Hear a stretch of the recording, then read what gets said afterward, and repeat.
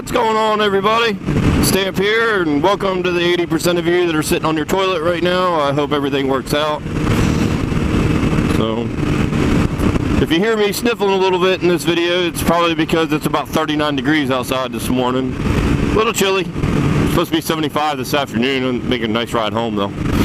But yeah, what I wanted to talk about was I got back into riding again and got a new bike. And why I chose this bike, which is a 2015 GSX-S750. We'll refer to it as the GSX-S, because it's not a GSX-R, so it's not a Gixxer. So if you hear me refer to it as a GSX-S, that's why. So I looked at several bikes. I knew I didn't want a Super Sport just because they're too fucking uncomfortable. Some of the bikes I considered was the fz07, fz09, fz0750, the z800. You know, didn't really consider a leader bike, just didn't need that much power. It's not. One of the bikes I really wanted was the Triumph Street Triple 675. I've always liked the way the bikes look, and sat on one. I thought it was really comfortable, and but the problem with those were, you know, I thought about a Ducati as well. The other big problem I found with like Triumph and Ducati is those dealers do not want to sell you anything. It's like, you know, I was actually willing to buy a Street Triple. They had one, and the guy, after I wandered around for 30 minutes, nobody would help me. And finally, when a guy did, he was like, well, what do you think about buying one? I was like, possibly right now. I'm thinking about this one right here. And he's like, oh, no, that's just a floor model. We can't, you know, and it's like, what the fuck? You don't have any in the back, you know? And we had to order one, and, you know, it just became an ordeal. And after about 30 minutes of it, he still would never give me a fucking price. You know, and I've heard this from other people, too, as well. You know? But, so anyway, that's kind of why I'm not on one of those. And so back to the Jap bikes. Suzuki came out with this bike, it came out originally overseas as a GSR 750, and then they brought it to the US in 2015. I can't remember what year the GSR came out. I want to say it was in like 2010 or 2008, something like that. And basically this bike, it uses a GSX-R 750 motor that they detuned a little bit, basically put smaller throttle bodies on it, changed the cam timing around a little bit, and, you know, a little bit smaller exhaust. And so it gave it more bottom end power instead of top line. Now I only rev line at 10.5 instead of 14.5, 15,000. So, but still, it's 4-cylinder power, extremely fucking smooth, you know, and that's some of the reasons why I went with this. However, when I was comparing them to the most popular, the Z800 was just fucking uncomfortable as shit to me. Which I owned a Kawasaki 650R, and it was basically the same amount of power as an fz07. I wanted something with more power to be fz0650. I've always liked that bike. I've ridden them before, and I actually really considered it. And now you're going to say, well, Stamp, you just said that, you know, a twin cylinder. Well, yeah, but this is a V-twin, not a parallel twin. And granted, I know it makes more it makes about the same amount of horsepower, but the fun factor of that thing, of how light and nimble it is, and everybody raves by the bike, but they just came back out with it, and no dealer wanted to come off the price on it. And when I was looking to buy, it was kind of the end of the season.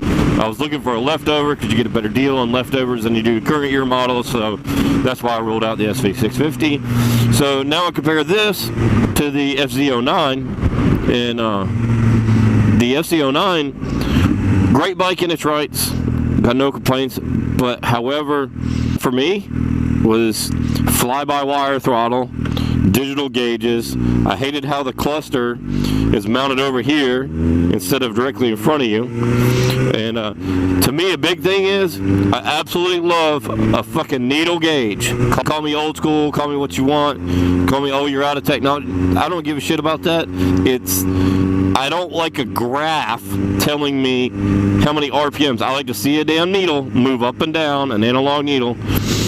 And everybody goes to digital displays, and I'll tell you this, when a digital display goes out in 5 years and everything quits working, gets sun faded, you're going to be wishing you had a needle that goes up and down.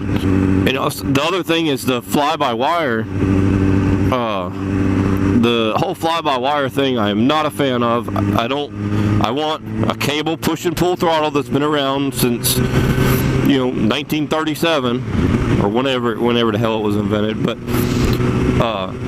I don't want a computer controlling it. That and A mode, B mode, C mode, all these modes that all these bikes are going to. Fuck it. I want to get on and go ride.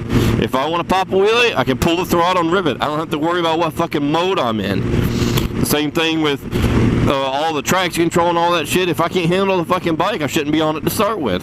I don't need a computer to enhance my ride. I mean, fuck that. I just want to ride the goddamn bike. Push, pull, throttle, no fucking modes. Twist the throttle, it fucking goes. Simple as that. The damn but the fly-by-wire system, the reason I'm not a fan of it is if a sensor goes out, the servo motor gets stuck, your throttle's going to keep fucking going, and you're going to be jamming the brakes, hitting the kill switch, trying to shut the fucking thing off. When the computer doesn't read, or you get a little corrosion in a wire and it doesn't read, doesn't want to work, or better yet, when you cycle the machine on and you power everything up and then the servo motor and the throttle body does what it sees, then you're stuck in fucking limp mode. You say, well, Stamp, you can break a cable. Yes, very well could be. But at least if my cable breaks, that's going to be a hell of a lot cheaper to fix when you're out of warranty than a fucking $900 throttle body. It's just my opinion. I guess part of it is because I work on shit for a living, and I don't hate technology. I just hate the fact that it's going to where you need all these instruments to help you ride, I guess. And for me, when I bought a bike, I just wanted to get on and go ride the thing. I don't want to worry about a mode. I don't want to what key I have in it. None of that shit. I just want to get on and go. So, but anyway, that's a couple of the reasons why I went through. I'm not trying to bash any other manufacturers. It just wasn't for me. However, I've had this bike for a while now. I put a good amount of miles on it, and it averages, 50 miles at a gallon. It's a nice little smooth 4-cylinder.